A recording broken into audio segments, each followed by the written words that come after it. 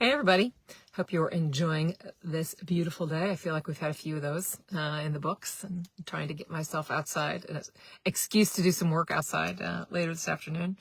I am, in fact, back in the district, back in my car. I spend a lot of my time now bouncing back and forth between in-person events and Zoom calls, which remain useful when you're trying to pull people together, even from throughout the 64th district.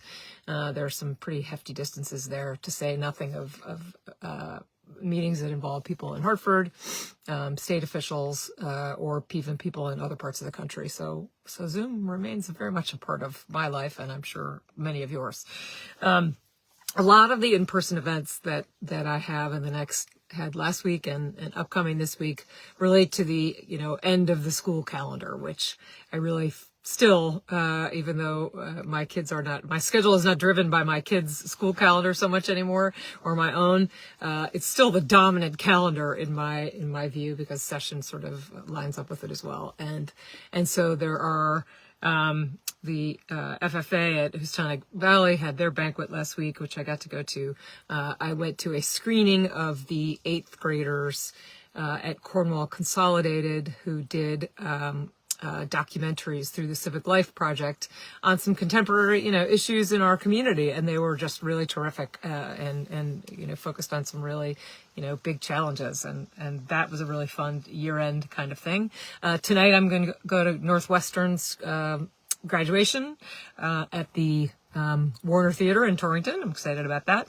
And tomorrow morning, bright and early, the Connecticut State Community College will have their regional legislative reception tomorrow morning at 7:30 at the Northwestern campus in Winsted, where regional legislators get together to talk about the session that has passed and maybe what lies ahead.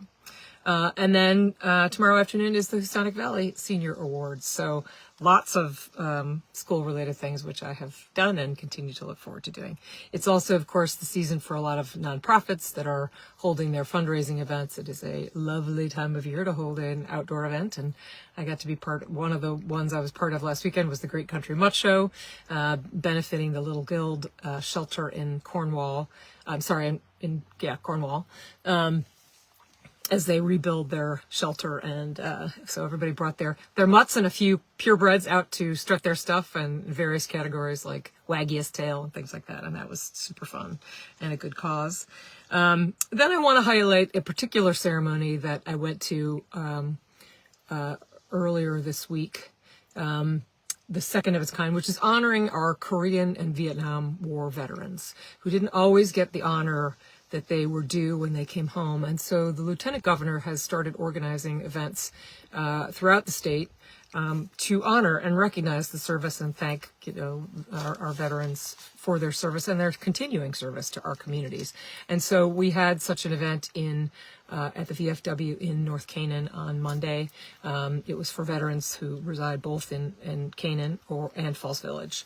And it was a really lovely event, in many parts, but mostly in part for the fact that the lieutenant governor does a great job of getting everybody to talk. And there's always a moment at the beginning where nobody really wants to talk about their experience.